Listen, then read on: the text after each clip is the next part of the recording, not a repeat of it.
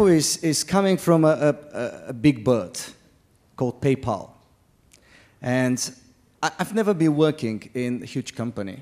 Actually, I did back in 1993, Columbia TriStars. And that was it. It was a couple of months.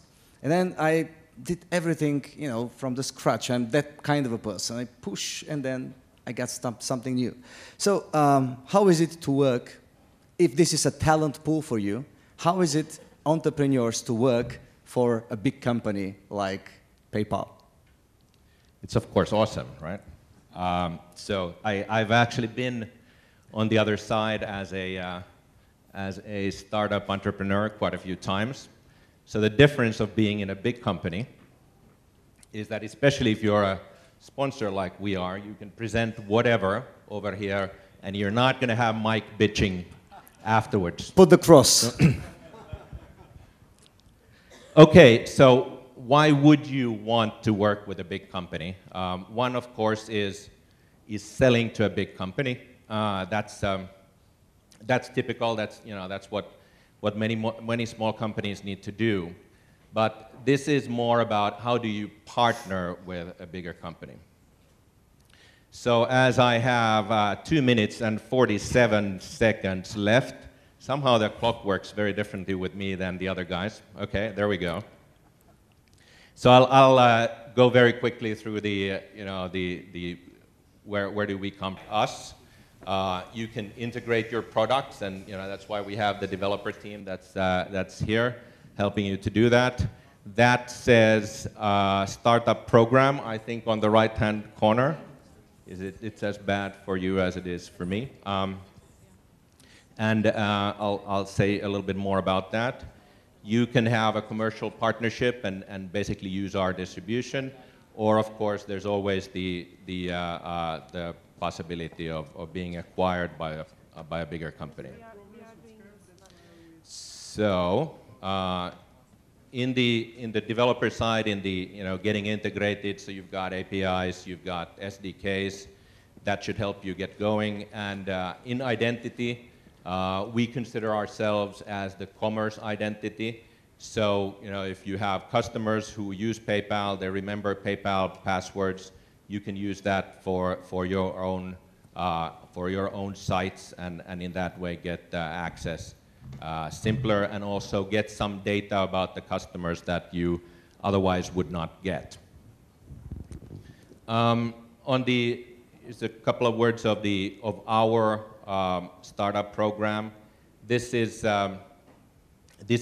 done in cooperation with a bunch of incubators, leading incubators, and we're basically giving our service for free. So, which means in practice we're actually making a loss on all of these startups for hopefully just a short while, and then after that it's all going to be great for everybody. We also not just give stuff for free, but actually we work with the incubators in helping the startups monetize their products and similar kinds of, you could say, sort of advisory activities. And there are certain rules on the right-hand side of what if you want to apply, what does it require. So then on the commercial partnership, if you think about kind of, in this case, PayPal, but this applies to a lot of other companies. So we have two kinds of customer bases that you could be interested in. One is the merchants, so people who sell stuff. They sell stuff on the web, they sell stuff on mobile, and increasingly also sell stuff in the real world, in brick and mortar. If you have something of interest that could be interesting for those merchants, so one possibility is that you actually use us as a channel to sell to those merchants. On the other side, you see the consumer app. So PayPal is a kind of an end-to-end network. So you have both merchants and consumers. So we ship a wallet. So in general, the eBay Inc. different apps have been downloaded more than 100 million times. And we are targeting to have our mobile wallet basically with most of our customers. And over there, there are different ways to, and I can separately talk more about it offline with anyone who's interested, about how to be part of that wallet. And we're making it more and more open. And there are kind of different ways of openness, what that means and how you can leverage that. So here's one company whose name is conveniently up there in the part that you don't see. Anyway, so that's E24. We just launched our mobile wallet app in actually a completely new version of it, a complete rebuild. And one of the kind of launch partners we had was E24. In practice, it means that they aggregate restaurants, and those restaurants you now see in the PayPal app. So you go into shop and you find the list of those restaurants, and I think at the bottom it should say, in addition to the kind of in the first early days, the 100,000+ that they've got revenue, actually 25% of those customers, of PayPal customers that they have now acquired are now E24 customers, actually have come back for a second round. So you're starting to see some sort of habituation that the customers are coming back.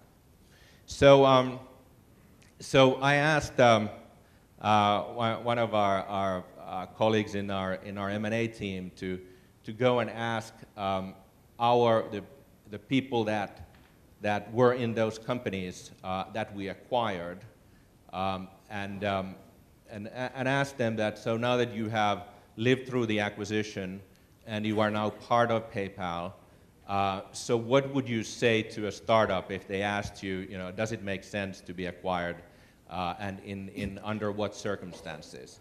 So these are all of these comments are actually kind of real comments from real people that that used to be in companies that were acquired by PayPal. But you could sort of get the same thing from any kind of business book. That why would it make sense, and what do you have to believe in? So the first thing, of course, is that you have built a product.